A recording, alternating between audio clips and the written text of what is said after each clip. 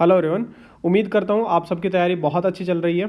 बहुत सारे स्टूडेंट्स मुझे कांटेक्ट करते हैं और बोलते हैं सर स्लीप पैटर्न मेंटेन नहीं हो पा रहा है। कभी वो दिन में सोते हैं, कभी रात में सोते हैं, कभी उनको लगता है शाम को सो जाना चाहिए, कभी उनको लगता है मॉर्निंग में सो जाना चाहिए, कभी उनको लगता है दिन में पढ़ना चाहिए, कभी उनको लगता है रात में पढ़ना चाहिए। बहुत सारे कन्फ्यूजन्स उनके दिमाग में रहते हैं और हर स्टूडेंट एक अलग अलग टाइप का पैटर्न फॉलो करता है।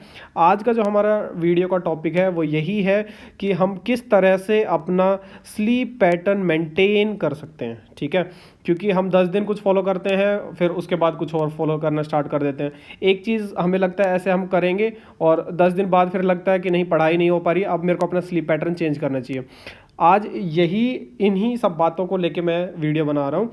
थोड़ा सा ध्यान से देखेंगे और 5 मिनट सुनेंगे और समझेंगे बस, तो भी आप एक फिक्स रूटीन फॉलो कर पाएंगे और जो हम कॉमन मिस्टेक्स करते हैं वो भी हम एक बार देखने वाले हैं। ठीक है, तो सबसे पहली चीज़, जब भी हम एक अजीब सा पैटर्न फॉलो करते हैं, अगर गड़बड़ पैटर्न फॉलो करते हैं, उससे एसोसिएटेड बहुत सारी प्रॉब्लम्स होती है। सबसे पहली चीज़ तो है कि आपको हमेशा ऐसा स्लीपी सा फील होता रहेगा। आप कुछ भी करेंगे, आप खाना खा के उठें फिर आपको नींद आएगी, आप पढ़ाई कर रहे हैं बीच में आपको नींद आएगी, आप कोई भी काम कर रहे हैं आपको नींद आती रहेगी। मतलब आपके 24 घंटे में से आपको ऑलमोस्ट 10-12 घंटे जब आप जाग रहे हैं तो आपको ऐसा फील होगा, लेजी लेजी सा फील होगा, आपको नींद सा फील होगा, आपको कुछ करने का दिल नहीं कर रहा होगा। ठीक है, तो ये सबसे मेजर दिक्कत स्टूडेंट्स में आती है जब वो एक अच्छा स्लीप पैटर्न फॉलो नहीं करते हैं। ठीक है, दूसरी चीज़ जो गड़बड़ होती है, उनका फोकस और जो कंसंट्रेशन है वो बहुत गड़बड़ा जाता है। उनको लगता है वो अपने बुक्स में, अपने क्वेश्चंस में, इन सब में फोकस कर ही नहीं पा रहे हैं। उनका अब एक तरीके से वो डाइवर्ट होना स्टार्ट हो जाते हैं और फाइनल जब उनका एग्ज़ाम होता है तो एक्चुअल में जो रिक्वायर्ड एफिशिएंसी है, जो रिक्वायर्ड कंसंट्रेशन और फोकस है, वो मेंटेन नहीं कर पाते हैं बेचारे। ठीक है, तो ये दूसरी प्रॉब्लम थी। तीसरी जो मेजर दिक्कत है वो है आप होप लूज़ करना स्टार्ट करते हैं। देखिए भाई, आपका स्लीप पैटर्न बहुत बुरा है तो आप फोकस नहीं हैं, आपको नींद आती रहती है और यही सारे कारण है कि आपको पुश करता है आप पढ़ाई लिखाई छोड़ दो। आपको अंदर से ऐसे फील आएगी कि मुझसे नहीं हो पाएगा और आप धीरे धीरे धीरे धीरे ग्रेजुअली, आपको पता भी नहीं चलेगा और आप पढ़ाई से बहुत दूर हो जाएंगे। और ये तीनों ही रीज़न बहुत ही बड़े रीज़न है जो आपको फेलियर की तरफ ले जाता है। तो आज हम इसी टॉपिक को लेकर डिस्कशन करेंगे कि आपको एक्चुअल में करना क्या है ताकि आपका स्लीप पैटर्न की वजह से कभी फेलियर की तरफ ना जाना पड़े। ठीक है, आपको अगर सक्सेसफुल होना है, जो टारगेट आपने अपने लिए सेट किया है, उसके लिए आपका क्या पैटर्न फॉलो होना चाहिए पढ़ाई लिखाई के दौरान। ठीक है, मैं स्टूडेंट्स की सिर्फ बात कर रहा हूँ। ठीक है, चलिए देखते हैं। सबसे पहली चीज़ और जो सबसे इम्पोर्टेंट है, आप 10 बजे के बाद कुछ भी नहीं करेंगे, सीधा सो जाएंगे। बहुत सारे बच्चों की प्रॉब्लम होती है कि 10 बजे, मैंने बोला कि आप 10 बजे सो जाइए, बट वो 10 बजे सोते नहीं है, 10 बजे किताब बंद कर देते हैं, किताब बंद करके लेट जाएंगे, मोबाइल खोल लेंगे। भाई ऐसा नहीं करना। आप सोशल नेटवर्किंग छोड़ दें, नोटिफिकेशन जितने भी आपके फ़ोन के मत देखें, बुक्स क्लोज कर दें, फ़ोन कॉल्स जो है वो बंद कर दें। 10 बजे सोने का मतलब ये है कि आप और आपका बेड, बस इन दो के अलावा कोई बीच में नहीं आना चाहिए। सबसे मेजर दिक्कत यही है। और 9:30 टू 10, ठीक है, इसके बीच में ये जो आधा घंटा है, इसमें आप प्लान करेंगे खुद के लिए कि नेक्स्ट डे मेरे को क्या क्या करना है। अब क्या क्या करने में, आप लंच कब करना है, ब्रेकफास्ट कब करना है, इन सब में टाइम खराब नहीं करेंगे। क्या क्या करने का मतलब ये है कि आपका स्टडी प्लान क्या रहेगा। ठीक है, आप कल के दिन में क्या टॉपिक्स पढ़ने वाले हैं, कितने क्वेश्चंस आप करने वाले हैं, ये सब आप प्लान करके 9:30 से 10 के बीच में, और फिर सो जाएंगे 10 बजे। 10 बजे के बाद आपका फ़ोन आपके आसपास बिल्कुल नहीं होना चाहिए, रूम की लाइट ऑफ होनी चाहिए और आप रिलैक्स होकर सो जाएं। ठीक है, दूसरी जो चीज़ है, आपको मॉर्निंग का अलार्म सेट करना है 6 बजे का। 10 से 6 बजे के बीच में 8 घंटे होते हैं और इन 8 घंटे में अगर आपको आधा घंटा भी लग गया नींद आने में तो कोई प्रॉब्लम नहीं है। आपका 7 to 8 आवर्स के बीच में अगर स्लीप रहेगी, साउंड स्लीप, एक शॉट में जो आप स्लीप लेंगे वो बहुत ही परफेक्ट रहेगी। देखिए भाई, रात की नींद का कोई कंपैरिजन नहीं है। जिन लोगों को लगता है कि दिन में सो जाने से बहुत अच्छा होता है, तैयारी अच्छी चलती है, तो आज तक आपने कोई भी ऐसा टॉपर नहीं सुना होगा जो दिन में सोता हो, रात को जाके पढ़ता हो और सेलेक्ट हो गया हो। और अगर है तो आप कमेंट में मेरे को ज़रूर बताएं। ठीक है, तो आप सुबह 6 बजे का अलार्म भरेंगे। और अलार्म भर के गड़बड़ हम क्या करते हैं कि अलार्म तो भर दिया है बट उसको फिर स्नूज पे लगा देते हैं, या फिर सोचते हैं 5 मिनट बाद उठूंगा, 10 मिनट बाद उठूंगा। देखिए भाई, पूरी रात में अगर नींद पूरी नहीं हुई है ना, तो 5 मिनट में भी नहीं होगी। ये जो एक आलस है ना, पल भर का जो आलस है, वो 1 सेकंड में आपका फ्यूचर डिसाइड हो जाता है।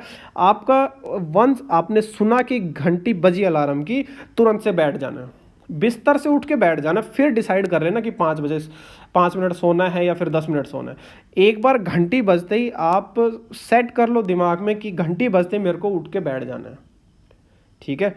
उसके बाद आपको नींद नहीं आएगी। वो आलस जो है ना, वो 1 सेकंड का ही होता है बस। तो उससे आपको ओवरकम करना है, ठीक है। और तीसरी जो सबसे इंपॉर्टेंट चीज़ है, जो मोस्ट कॉमन मिस्टेक हमारी है, हम लंच करने के बाद ना सो जाते हैं, ये सोच के कि पावर नैप नाम की कोई चीज़ होती है। भाई, पावर नैप नाम की कोई चीज़ नहीं होती है। लंच के बाद हर इंसान को आलस आता है, क्योंकि हम ठूस ठूस के खा लेते हैं, और ठूस के खाने के बाद जो डाइजेस्टिव सिस्टम है उस पर लोड आता है।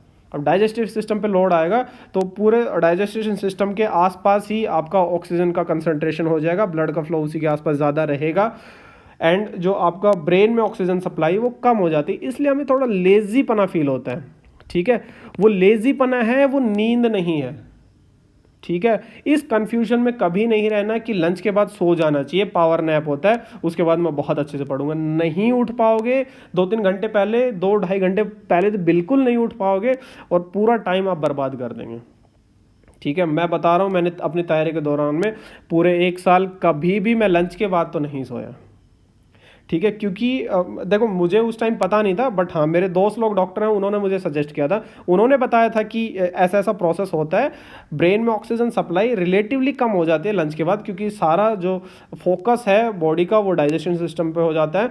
इस वजह से थोड़ा लेजीपना फील होता है, नींद नहीं होती है, लेजीपना होता है वो, ठीक है। तो उस ड्यूरेशन में जो 30 to 40 minutes after your lunch है, उसमें आप कोई म्यूज़िक सुन लें, ठीक है, जो जैसा भी आपको पसंद हो, कोई वीडियोस देख लें यूट्यूब वगैरह पे, इस टाइप का कुछ लाइट सा काम कर लो जिसमें आपको अच्छा लगता हो, ठीक है।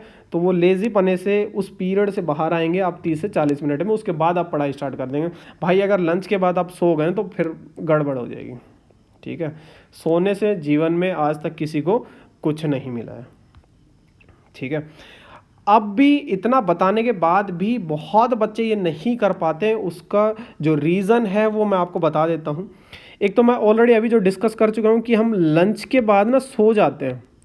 अब लंच के बाद अगर हम सो जाएंगे ना, तो आपको रात को जब आप 10 PM पे सोने जाएंगे ना बिस्तर में, तो आपको नींद ही नहीं आएगी, क्योंकि आपका जो थकान है वो बहुत कम हो चुकी है रिलेटिवली। अब ब्रेन थका हुआ नहीं है और आपको नींद नहीं आएगी, और नींद नहीं आएगी तो कहीं ना कहीं आप अपने मोबाइल में घुस जाएंगे। अब मोबाइल में एक बार घुसना स्टार्ट कर दिया तो आपकी नींद वैसे ही उड़ जाएगी। आप 10 बजे सोने का प्लान किए थे, आप 12 बजे बिस्तर में जाएंगे, और 12 बजे भी आप सो नहीं पाएंगे, 2 या 3 बजे तक आप सो पाएंगे। अब 2-3 बजे आप जब सोएंगे तो आप सुबह 11 से 12 बजे के बीच में उठेंगे, और सारी साइकिल फिर से आपकी बर्बाद हो जाएगी, ठीक है। और 11-12 बजे नहीं उठेंगे, अलार्म आपने 6 AM का लगा रखा है, तो आप 6 बजे उठ जाएंगे, बट फिर आपको लंच के बाद फिर से नींद आएगी। लंच के बाद आप फिर से सोएंगे, क्योंकि बहुत भयंकर नींद आएगी। आप 2 बजे सोए थे, 6 बजे उठ गए, नींद पूरी हुई नहीं है। लंच करने के बाद वैसे ही लेजी लेजी फील होता है, तो आप बहुत ही सुकून में कुंभकर्ण की नींद सो जाएंगे। तो ये सारी चीज़ें अवॉइड करने का एक सबसे सिंपल तरीका है, आप फॉलो करेंगे। 10 PM आपको सोना है और 6 AM आपको उठना है, स्ट्रिक्ट, ठीक है। इसके साथ कोई खिलवाड़ नहीं होगा।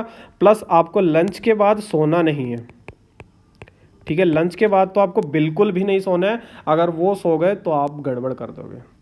ये शेड्यूल आप फोर्सफुली खुद के साथ फॉलो करिए 1 वीक के लिए, ठीक है। 1 वीक में आपको एकदम से डिफरेंस नज़र आ जाएगा। जो चीज़ मैं बता रहा हूँ, समझा रहा हूँ, वो क्या चीज़ है, ठीक है। ऐसा करेंगे तो शॉर्ट आपका पैटर्न एकदम क्लियर हो जाएगा, और बहुत अच्छे से आपकी पढ़ाई लिखाई स्टार्ट हो जाएगी। हाँ, एक जो बहुत इंपॉर्टेंट चीज़ है, आपकी जो प्रायोरिटी है, ठीक है, मॉर्निंग में 6 बजे उठ के ऐसा नहीं कि आप घूमने फिरने चले गए, आप दोस्तों के साथ गप मारने लगे, मॉर्निंग में उठ के फ़ोन उठा लिया, ऐसा नहीं करेंगे।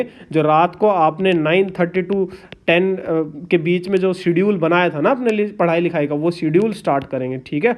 मॉर्निंग में उठ के हर इंसान को अपनी प्रायोरिटी का काम करना चाहिए, ठीक है। तो सबसे पहले आप पढ़ाई करेंगे, उसके बाद जो भी आपके XYZ काम है वो देखेंगे। देखिए भाई, बहुत सिंपल है यार। सुबह अगर आप 6 बजे भी उठे और 7 बजे पढ़ना स्टार्ट कर दिया, 7 से 12, 5 घंटे होते हैं, ठीक है। और 5 घंटे की पढ़ाई मॉर्निंग में इतनी अच्छी होती है ना, आप पूरा दिन भी पढ़ेंगे, अगर 11 बजे उठे 12 बजे उठे उसके बाद आप कितना ही जोर लगा लो नहीं पढ़ पाओगे उतना।